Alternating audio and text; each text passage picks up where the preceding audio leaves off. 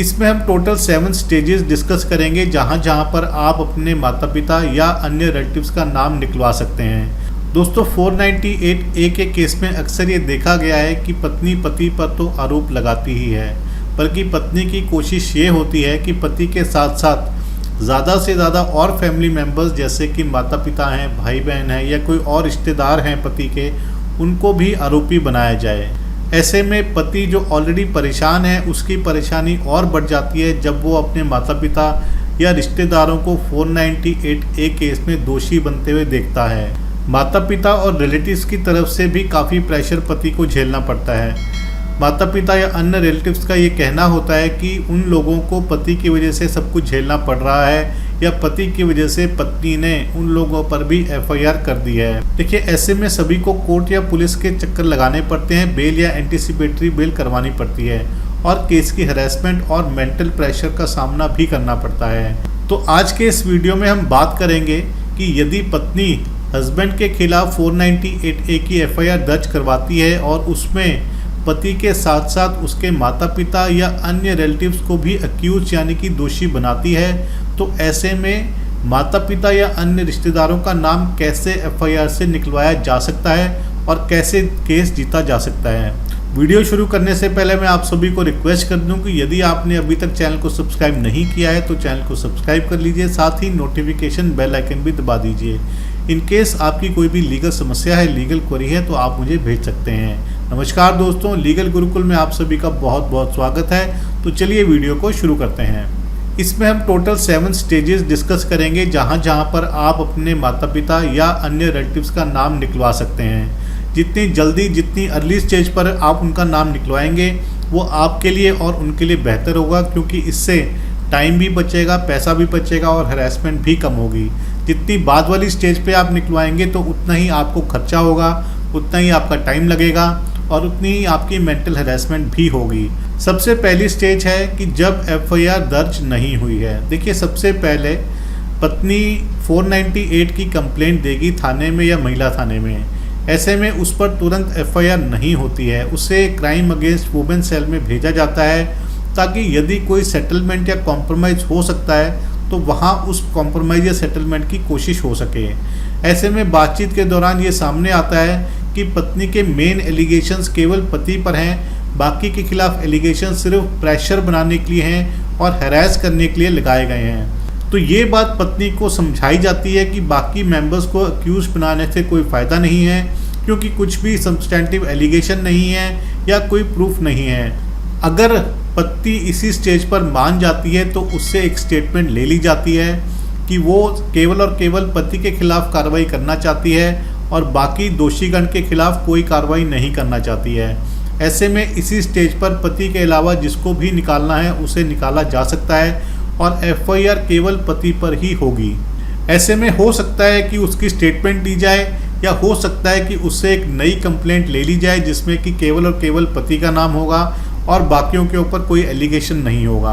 पर अगर पत्नी नहीं मानती है और कहती है कि सब पर FIR करो यानी कि कार्रवाई करो, तो ऐसे में यदि आप रिक्वेस्ट भी करेंगे पुलिस वालों से, वुमेन सेल वालों से, तो भी कोई फ़ायदा नहीं होगा।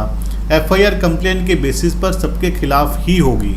इसके बाद आती है हमारी दूसरी स्टेज, जब FIR हो जाती है यानी कि लड़की नहीं मानती है या कि फर्स्ट स्टेज पर किसी का भी आप नाम नहीं निकलवा पाते हैं। ऐसे में पुलिस FIR के बेसिस पर इन्वेस्टिगेशन शुरू करती है। आपको आईओ को एविडेंस या सबूत देने होंगे कि माता पिता तो पति पत्नी से अलग रहते हैं, पति पत्नी का अलग घर है और माता पिता का अलग घर है, या फिर अगर घर अलग भी नहीं है, एक ही घर है, तो दोनों की अलग अलग किचन है या दोनों अलग अलग फ्लोर पे रहते हैं, यानी कि माता पिता अलग फ्लोर पे रहते हैं और आप पति पत्नी अलग फ्लोर पे रहते हैं। ऐसे में भाई बहन हैं या उनके और कोई रिश्तेदार हैं, जैसे अगर बहन मैरिड है तो वो कहाँ रहती है, या भाई है तो अगर कोई जॉब करता है तो कहाँ करता है, आपको ये सभी इन्फॉर्मेशन आईओ को देनी होंगी इन्वेस्टिगेशन के दौरान में। मकसद ये है कि आपने ये शो करना है कि पति पत्नी की मैट्रिमोनियल लाइफ में किसी का भी इंटरफेरेंस नहीं है और माता पिता या अन्य रिलेटिव्स किसी ओकेजन्स पर ही मिलने आते हैं। तो इस प्रकार से आप प्रूफ देख करके नाम हटवाने की कोशिश कर सकते हैं। ऐसे में आईओ के पास पावर होती है कि वो बाकी लोगों के नाम हटा सकता है, लेकिन यदि एलिगेशन सीरियस नेचर के हैं या उसके पास सफिशिएंट एविडेंस है तो वो ऐसे में नाम नहीं हटाएगा, या फिर अगर वो बायस है लड़की के पक्ष में है तब भी वो एविडेंस नहीं हटाएगा। पर आपने पूरी कोशिश करनी है कि पहली या दूसरी स्टेज पर ही माता पिता या अन्य लोगों के नाम निकाले जाएं। इसके बाद आती है हमारी थर्ड स्टेज कि जब आईओ इन्वेस्टिगेशन के दौरान नाम हटाने से मना कर दे। अब देखिए आईओ के पास यदि सफिशिएंट प्रूफ हैं तो ऐसे में आईओ उनका नाम नहीं हटाएगा, या फिर एलिगेशन अगर सीरियस नेचर के हैं तो भी वो नाम नहीं हटाएगा। पर अगर आईओ की कुछ सेटिंग है लड़की वालों के साथ या आपके पास सबूत हैं, प्रूफ हैं, फिर भी आईओ उसको नज़रअंदाज कर रहा है, तो ऐसे में आप दो चीज़ें कर सकते हैं। पहला तो यह है कि आप सीनियर ऑफिशियल से मिल करके उनको बता सकते हैं, उनसे बात कर सकते हैं कि कैसे आईओ आपकी चीज़ों को नज़रअंदाज कर रहा है और कैसे वो लड़की वालों की तरफ ज़्यादा बायस्ड है।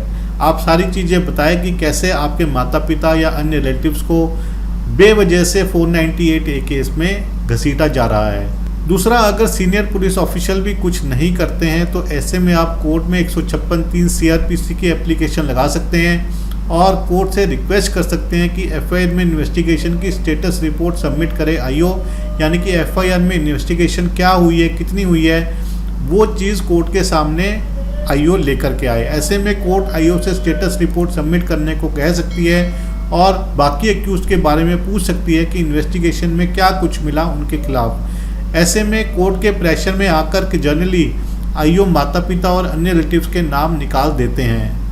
इसके बाद हम बात करते हैं अपनी अगली स्टेज की, यानी फोर्थ स्टेज की, यानी कि आपने FIR से पहले कोशिश कर ली, FIR को दौरान आईओ से कोशिश कर ली और उसी दौरान आपने कोर्ट में भी कोशिश कर ली, लेकिन तीनों जगह आपकी बात नहीं बनी। तो इसके बाद आपने क्या करना है? देखिए इसके बाद आती है हमारी फोर्थ स्टेज कि जब इन्वेस्टिगेशन पेंडिंग है, यानी कि चालान फाइल नहीं हुआ, तो ऐसे में आप हाई कोर्ट या सुप्रीम कोर्ट में रिट डाल सकते हैं कि पुलिस गैर कानूनी तरीके से माता पिता या अन्य लोगों को दोषी बना रही है और उनका नाम वहां से हटाया जाए। ऐसे में आपको 100% श्योर होना पड़ेगा कि लड़की का केस यानी कि पत्नी का केस बिल्कुल झूठा है, जो भी एलिगेशन लगाए हैं झूठे हैं, कोई भी प्रूफ नहीं है उसके पास और आपके पास प्रूफ है अपनी बेगुनाही के, तभी आपको रिट में जाना चाहिए, नहीं तो आपको उसमें नहीं जाना चाहिए, वरना आपके खिलाफ ही एडवर्स इन्फ्लुएंस ड्रॉ किया जाएगा।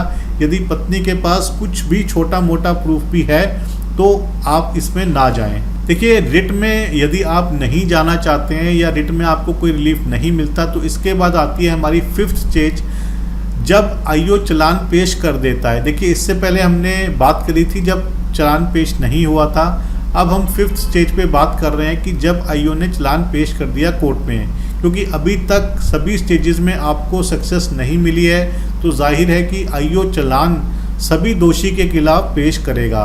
चालान फाइल हो जाने के बाद आप हाई कोर्ट में क्वैशिंग यानी कि सेक्शन 482 CRPC के तहत एप्लीकेशन लगा सकते हैं। इसमें हाई कोर्ट के सामने आपको बताना पड़ेगा कि चालान पेश हो चुका है, फाइनल रिपोर्ट पेश कर दी है पुलिस वालों ने और चालान के हिसाब से इन्वेस्टिगेशन में कोई भी एविडेंस माता पिता या अन्य रिलेटिव के खिलाफ नहीं मिला है। यदि कोई एलिगेशन प्रूव नहीं होता या कोई भी स्पेसिफिक इंसिडेंट या एलिगेशन नहीं है, तो ऐसे में हाई कोर्ट माता पिता या अन्य रिलेटिव का नाम हटा सकती है।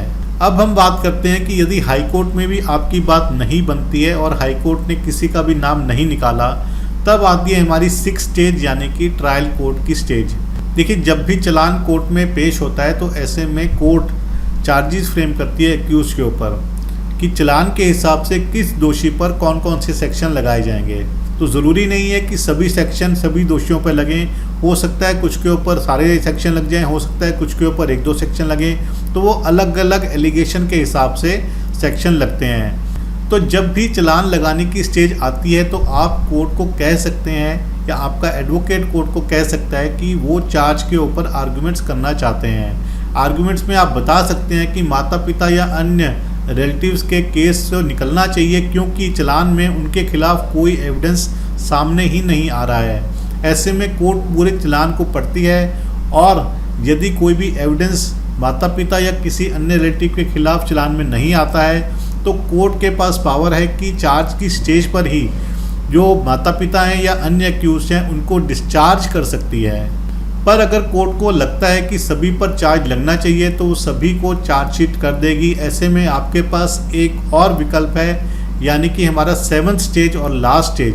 देखिए, आप चार्जशीट के ऑर्डर की अपील कर सकते हैं। जब भी कोर्ट चार्ज लगाएगी तो आप उसकी अपील कीजिए सेशन कोर्ट में या हाई कोर्ट में। इसमें ध्यान रखने वाली बात एक और भी है कि यदि आप रिट में या सेक्शन 482 में हाई कोर्ट या सुप्रीम कोर्ट में एप्लीकेशन लगाते हैं और वो डिसमिस हो जाती है हाई कोर्ट या सुप्रीम कोर्ट के द्वारा, तो ऐसे में नीचे यानी कि आयोग की तरफ से या कोर्ट की तरफ से आपको कोई रिलीफ मिले, ऐसे फिर बहुत कम चांसेस हो जाते हैं। तो इसलिए जब भी आप हाई कोर्ट की तरफ जाएं तो बड़ी सोच समझ के जाएं। तो ये सब तरीके हैं जिससे आप अपने माता पिता और अन्य रिश्तेदारों का नाम 498 की FIR से निकलवा सकते हैं। आशा करता हूँ कि आपको वीडियो पसंद आया होगा। यदि वीडियो पसंद आया तो वीडियो को लाइक और शेयर ज़रूर कीजिएगा। अगली बारी मिलेंगे नए वीडियो में नए टॉपिक के साथ। तब तक के लिए धन्यवाद। जय हिंद।